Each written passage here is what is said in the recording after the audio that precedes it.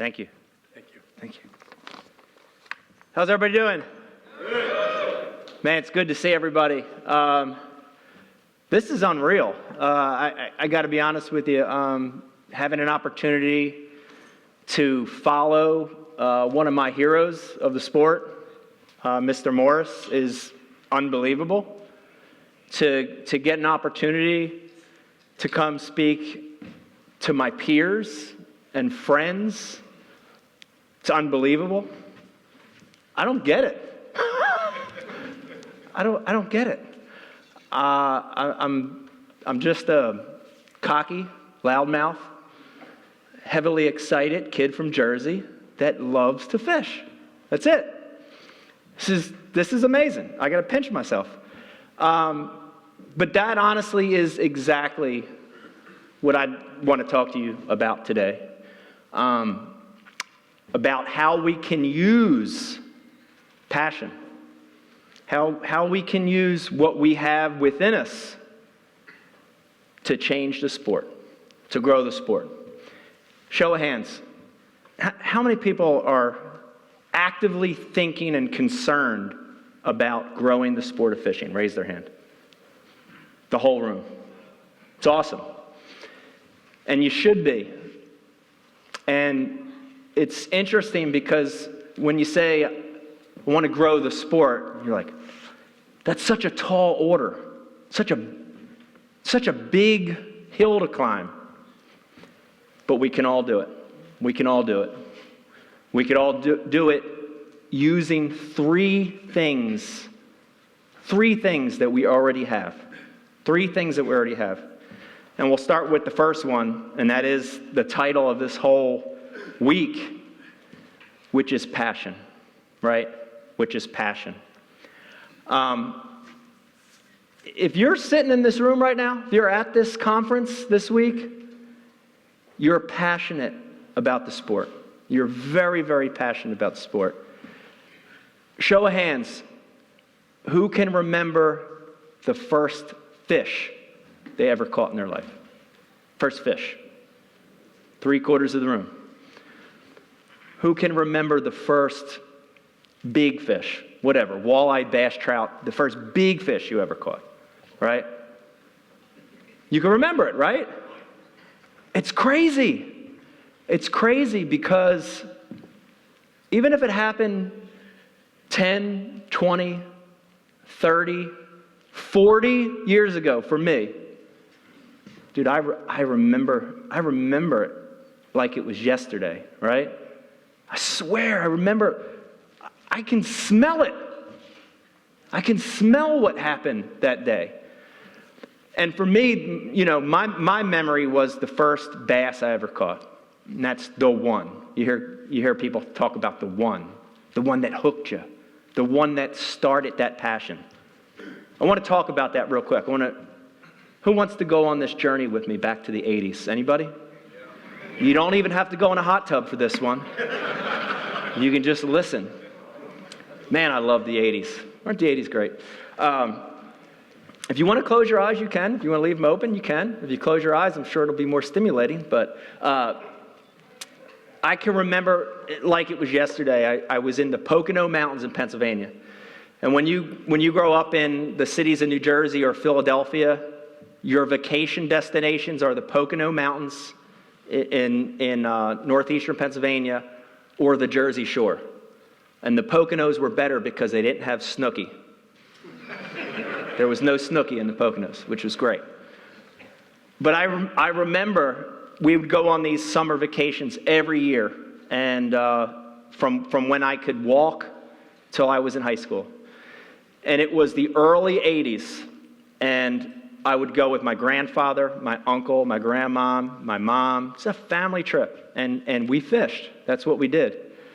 But up to that point, I had basically caught trout, panfish, a few pickerel here and there. And my grandfather, we called him Pop, had this amazing green hip roof box. You remember those old boxes? They were great. Some were single-sided, some were double. You'd open them up, and it like light would come out of it, like, oh, man. And my Pop loved his box. And he was great, but he was a South Philly guy and, General Electric his whole life, hardworking guy. And he was really proud of what was in that box. And at the time, I was probably, I was 8, 9 years old, 10 years old in that range. And he strictly forbid me to go in that box ever for anything. Couldn't even open the box. He said, stay out of that box. There are your hooks over there. We'll give you some night crawlers. Go ahead. And I remember the one morning, I just couldn't take it anymore, Think about that age, 9, 10. You're into everything anyway. And there it goes. It's calling me. He's not up yet. It's calling me. That box is calling me. Open me. It's like, ooh, okay. And I went over there, and I remember opening that box and looking, and I remember seeing the lures. And that was part of it, too, that was hooking me. It was these lures, these shiny things, these shapes. Wow. And I remember looking around, he's not up, nobody's up. And I pull one out, and it was a Rapala 9S floating minnow. Everybody's thrown that bait, I'm sure, in this room. And I took that bait, and I didn't know what to do with it. The rod I had a snelled eagle claw hook on a gold swivel with a split shot above it, because I was night crawler fishing. And I took it down to the end of our dock, and I took the snelled hook off that gold swivel, undid the rabbit ear split shot, and I attached this lure that I had no idea what to do with. Nothing. No clue. And I threw it out there, and I remember it hitting the water. I remember seeing the circles, the ripples, and I go, oh. And I remember, man, I can see it for the first time, reeling it in, and in that clear water of Fairview Lake in the Pocono Mountains, I remember seeing that amazing wobble, that bait. And I stopped. I remember stopping. And I go, man, that's unbelievable. It looks real. And it floated back up. And just about as I started to crank it, one just went, wow! And I, up to that point in my life, I had never seen an explosion like that. The fight, this fish pulling on this little spinning rod, it was unbelievable. My heart was pounding. I was excited. This fish didn't mean anything. I was 8, 9 years old. It didn't mean anything. But when I was so excited. I reeled it right up to the tip of the rod. Now it's a 2.5-pound largemouth on the tip of the rod. Somehow the rod's not breaking. And I start yelling and screaming, running back to the cabin. Can you imagine that? Me yelling and screaming? It's unbelievable. And I did. And as I was running back, I can't remember what I was yelling, but oh my God! Something like that. I see, now my mom and my grandfather are up and they think I'm hurt. They think something's happened. And I run back and I've got this fish. And my grandfather, Pop, who strictly forbid me from going in the green box, said, oh my God, what is that? A bass, oh my God, let me get my stringer out. Goes in and gets his gold stringer. But after all the excitement, my pop said, he looked at me and said, man, I'm proud of you. That was the moment. That was the moment that hooked me, that created that passion, right? Show of hands, how many people can remember that moment that hooked you? If you're here, you've had that moment, right? You've had that moment. And passion is part of the way that we're going to grow the sport. The way we're going to build a brand and grow the sport starts with our personal passion for why we love it. And again, if you're here, you love it. I know you do. Here's the transition now. This talk about brand we're going to talk about here in a second. It's a direct connection between your brand, your personal brand, and that passion. They're not two separate topics. They're one and the same. They're one and the same, okay? So let's switch now and talk about brand. And I want to talk about brand not like the brands that we know, right? Not Apple, Dyson, Starbucks, not those brands.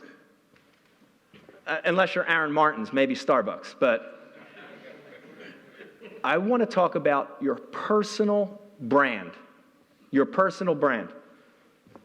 Another show of hands for me, please. Who believes in this room? Who believes they have a personal brand? Raise their hand. Let's see. Keep them up, because I want to get a more accurate count this time. All right? Okay. We've got 30 to 40 people in a room of a couple hundred that think they have a personal brand. I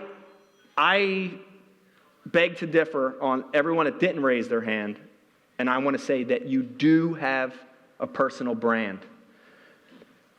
And that brand, that passion that you have, plus this brand, your personal brand, this is the juice. This is the way we're going to grow the sport. This is the way we're going to get people that don't fish to fish, right? This is the way we're going to do it. We're going to talk a little bit about it later, but that kid that's never fished before, your coworker, your boss, your neighbor down the road, your uncle Vinny, that they don't get it. They don't understand why you fish. You're going to use your passion and you're going to use your personal brand to influence them to go fishing. Okay? Here's the thing about brand. A brand is not, a brand cannot be artificially created and be effective. Okay? For me, the Ike brand was not really, it wasn't artificially created, right? It wasn't artificially created at all. It happened on its own, okay? It's funny because I love it. I read the blogs and I read social media. I read 99% of the posts, and it was funny, for me as my brand grew in the mid 2000s into the late 2000s. It was funny the comments I would read about my brand, I remember the ones I would read. It said, "Oh, his brand he's from the streets. He's from Philadelphia. He's from the streets. He's a hustler. That's why he's got that brand." It's funny, I read that one. Then I'd read a couple more and it'd be like, "He went to Rowan University. He's got a degree in advertising and public relations. Man, all that money he spent to grow that brand." I'd kind of chuckle at that one too. And the ones that really got me, and you still see them too, is BASS. That's Mike's Bass's golden boy. He's MLF's golden boy. That's why he's got that brand. They built his brand. And I'd chuckle and I'd laugh at that too. Because my brand, my personal brand, and your personal brand, and you all have it. It's not that. It's not because your street or your country. It's not because you went to school. And I do have a degree. I'm not very smart, but I do have a 4-year degree. Had nothing to do with that. Had nothing to do with Bass. Had nothing to do with MLF. It had everything to do with me being myself and recognizing what my brand is, what my brand was, right? Especially the good stuff, right? The positive stuff. And those things that make you, you, are your brand pillars. And you all have them. Everybody has them, right? I won't put anybody on the spot, but I'll let you put me on the spot. Start over here. What do you think one of my brand pillars is? Anybody? Show of hands. Personality. Perseverance. Yeah, and by the way, you can say negative stuff too if you want. I can take it. Emotion. Passion, enthusiasm. Success. I thought you said sex symbol. I was like, well, that's true. Never give up. Never give up. Tagline, a tagline, right? Never gives up is a tagline. It's a brand pillar. Your temper. My temper, that fiery emotion. Exactly. Sometimes good, sometimes bad. They're all things that happened on their own. They happened on their own. Now, I'm not saying you shouldn't be smart enough to recognize those things, right? You should stop and say, what is it about me? What are these pillars? But recognize those brand pillars, and that becomes who you are. Here's the great thing about it. It's real. It's natural. It's believable. And people see right through it, right? So if you create a brand that's not you, and you start posting on social media, dude, people are smart. They see right through it. But if you post on social media and it's true to your brand, it's the characteristics of who you are, people will see it for all the right reasons. They will gravitate toward you. They will latch onto you because you're showing them yourself. Is there anything better you can do than to show yourself for who you are? People love that. People appreciate that. There's no mistaking that, right? So recognize your brand. Recognize your brand pillars. And here's the hardest part of this now. You ready?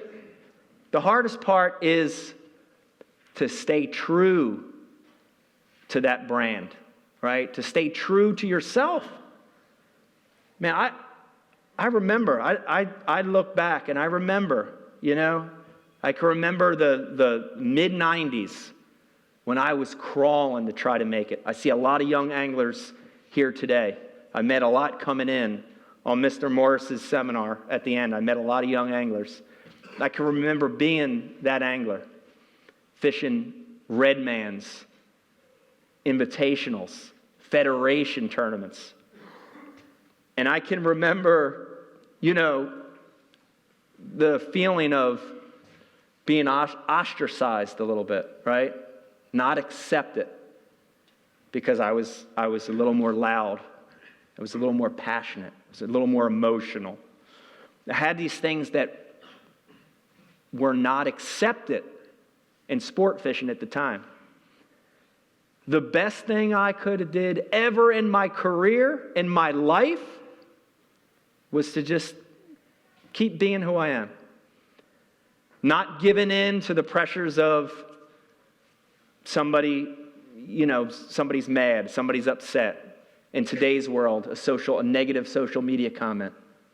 Don't give in to that. Be true to yourself. Be true to yourself. That's so important to stay true to that brand. To work through it. All right, now show of hands. How many people think they have their own personal brand? A little more. Okay? I'm going to convince the rest of you that didn't raise your hand. I'll convince you. Come to the bar tonight. I'll convince you. We'll have a spot at Cal. After about 6, you'll change your mind. See that? That was the first beep of the day, and I didn't even curse yet. Still tried beeping me off. But that brand is so powerful. So powerful, man. So your passion, your personal brand, it has the power to affect people with an A, affect people with an E. But here's the biggest one. It has the power to infect people. And that's a great transition point to this last piece on, all right, now most of you now are sort of saying it. You're like, you're right, I'm passionate. That's why I'm here, passionate about fishing. Yeah, you're right. I do have a brand. I have a brand. I do have a brand. And now this is the kicker. Because now how do we take those two pieces and how do we grow the sport, right? How do we grow the sport? And the way we do it is by infecting people. But here's a better word, because that sounds like, something else. How do we influence people?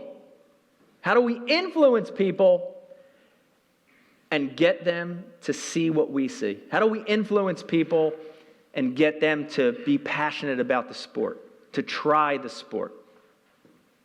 That's what we're going to talk about next. And it's a changing world, right? Look at the kids today. Look at youth today. In this conference, you see a lot of that are super passionate. But in other places, we're losing them, right? There's too many other things going on. We're losing youth to the outdoors, but specifically fishing. How do we influence them to grow the sport? Okay? That's what we're going to talk about. All right, so let me talk about first who I want you to influence, and then we'll end this with talking about how to do it, okay? And there's no particular order, but let's start with the first one since I just mentioned it. Kids, right? Everybody agrees getting kids is the most important thing we can do to grow the sport. You have to agree that, right? It's the next group of us. If we don't pass it on, we just die away and it's gone, right? So influencing kids is one of them. Our family, friends, and peers. I mentioned that one a little bit already. That's another one. Who has a family member that doesn't fish? Raise their hand. Oh, I do. Old Uncle Tony. Old Uncle Tony from South Philadelphia. Yo, Mike. Yo, why you throw that rod like that? Huh? We all have a relative that doesn't fish. A friend, a peer. Want to influence them. Co-workers, right? Your boss, people you work with, employees. The media. Specifically, non-fishing media, non-endemic media. So important to influence them, to change their mind, right? If I see another mainstream media outlet grab a fishing rod and hold the spinning reel upside down, I'm going to flip out. You think kicking the Lowrance units off from my boat was bad? Look at the size of that monitor right there. I'll kick that thing or this one. Mainstream media is powerful. If we can influence them and show them why we love what we love, why the passion behind the sport, they'll change. They'll change their mind, and they'll influence other people. And the last one, if you were down in the luncheon, was a great presentation on Asian carp. The last one is local, state, federal politicians, right? Whether you love politics or you hate politics, it doesn't matter. But we all have the responsibility to influence politicians, right? It was a great lunch because what I heard from him is exactly what we need to do, which is make our voices heard, right? So we need to influence them as well. All right, so we've got our passion, we've got our brand, we know who we want to influence, and now we're going to talk about how to do it, how to actually grow the sport. And on this one, I'm going to blow through the first 4 or so, and then I'm going to settle in on the last 2 because of today's age, today's time. It's 2020. Isn't that unbelievable? It's so weird saying it. It's 2020. And 2020 is a little different than the 90s, the 80s, right? Times change. So we're going to focus on the last two. But let's start with how we're going to do it. Talking about the media. How many people already work with media outlets? Raise their hand. A lot of you, about half of the room. It's so important to establish contacts with your local media. It's so easy to do because they're starving for good stuff anyway. My market's the Philadelphia market, right? So I get all the Philly news channels, 3, 6, and 10. The hour-long news show is all murders. It's terrible. It's drugs. It's ridiculous.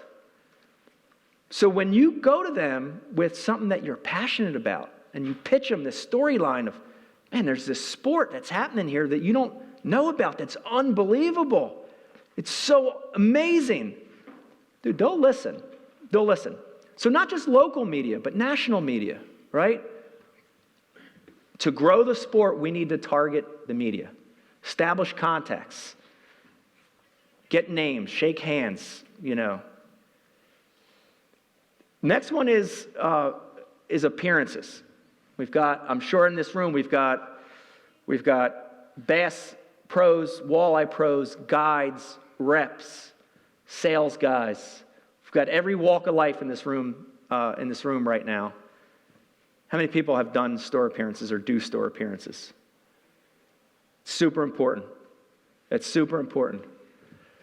Before all this madness started, I worked at Dick's Sporting Goods, store number 83, Mount Laurel, New Jersey. I was the lead in the lodge, the fishing lead. Let me add, because I hated selling paintball. So that was my title, the fishing lead. I had more of an effect working at that store on influencing people and changing a sport than you could ever imagine. So showing up at stores is key. Shows are a big one, right? This show right now, this conference is great. It's a networking. We're having a positive effect on each other. But not just fishing and hunting shows. All of them. Camping shows, auto shows. People are influenced at shows. They get excited. They want to talk. Keep doing it. Keep going to sport shows. One more, and then I want to slow down the last two, and then I'm going to stop because I can tell they're kicking me out because they already changed the screen. Very good sign. At the Oscars, they start playing the music. Here, they just change the screen on you. I see you guys back there. I see you rat guys. Come stop that. I forgot what I was going to talk about now. Fishing tournaments is another great one on influencing people. And not necessarily just the tournaments you fish, but at tournaments. And one of the big things that I've done right in my career on influencing people is to stay around and talk. Talk to the other fishermen.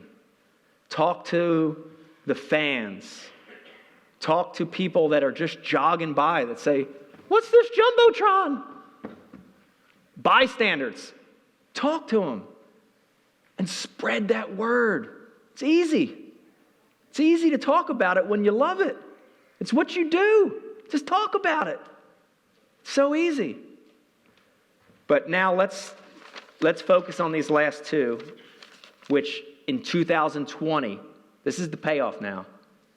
These are the two biggest things you can do to change the sport. And the first one is digital content. Digital content. Show of hands, how many people are engaged in digital content right now? It's awesome. More than half of the room. And digital content can be a lot of things. It can be video, audio, podcasting, content. And it's so easy to create content. How many people have a phone? Minus Ron Linder and John Morris, we've all got phones. Mr. Morris actually doesn't have a phone. He doesn't. It's unbelievable. We all have phones.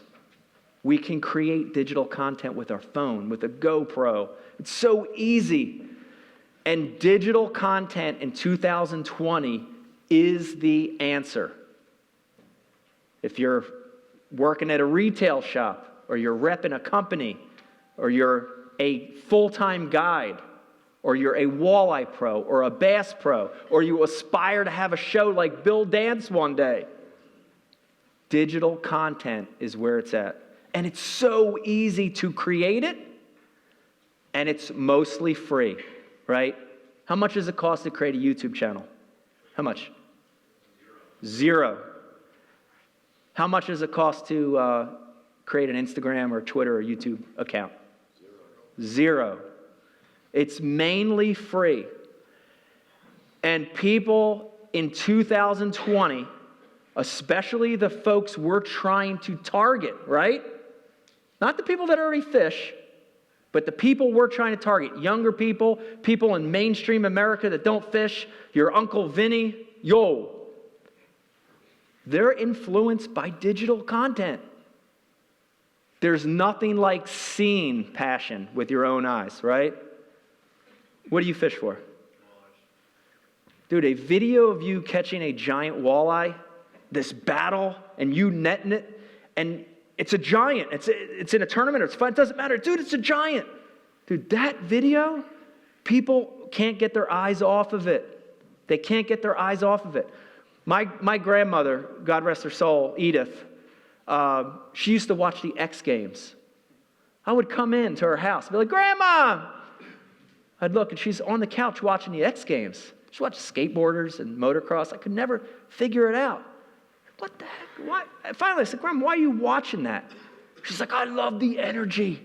I can't stop watching it, the excitement. And that's the power of digital content. And it's mainly free. That's the way we're going to influence people.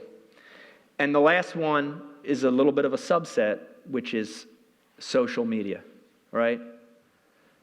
Social media is like politics. There's good parts and there's bad parts to it.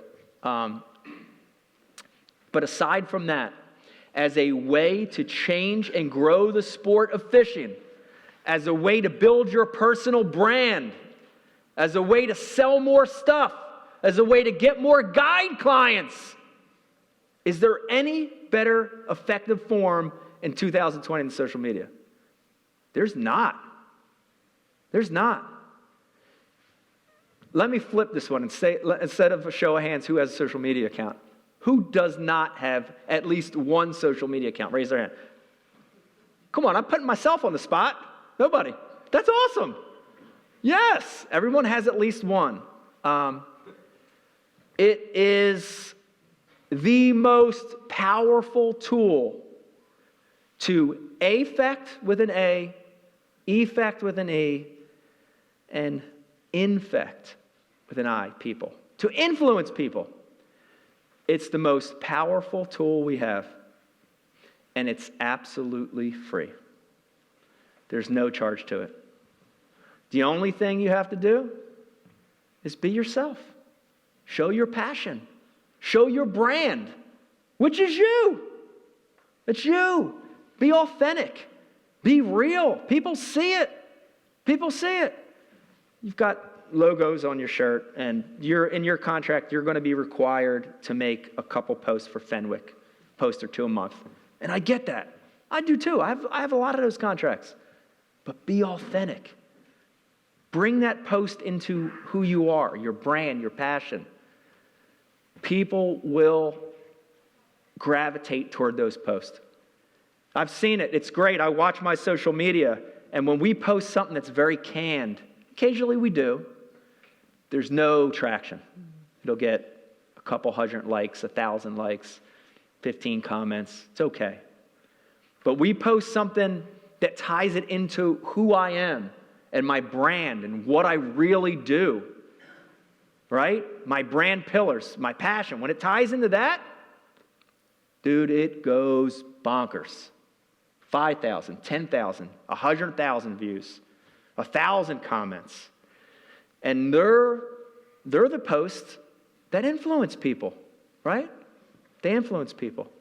And they influence people to grow this sport. It's the most important thing we have at our disposal. Let me leave you with this. Don't be scared to be who you are. Don't be scared to show your personality. If you're excited and you yell, do that. If you're quiet and reserved, do that. If you're nerdy and geeky like me, I collect Cabbage Patch dolls and ink bottles. It's okay.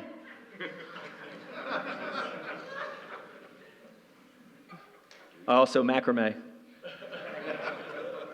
I also do ham radio. Be yourself. Be authentic, right? Be authentic. Show people that. Show people your passion. Show people your true personal brand. And influence people. And I guarantee you're going to change the sport. I can't thank all of you enough for letting me come up here and talk. Honestly, it's a dream come true. I can't believe I'm up here. I can't believe I got a chance to speak to you guys. I can't believe I followed Mr. Morris. He made me a great T-shirt I'm never going to take off the rest of my life. But I want to leave you with just a couple things. Life is very, very, very short. Life is so short, it's unbelievable. We all know people that passed away too early. We know people that have cancer, that are sick. Life's short. Have fun. Have fun, man. Have fun in everything you do. Have fun. Be yourself. And last but not least, live life to the fullest. Live every day like it's the last day. Thank you.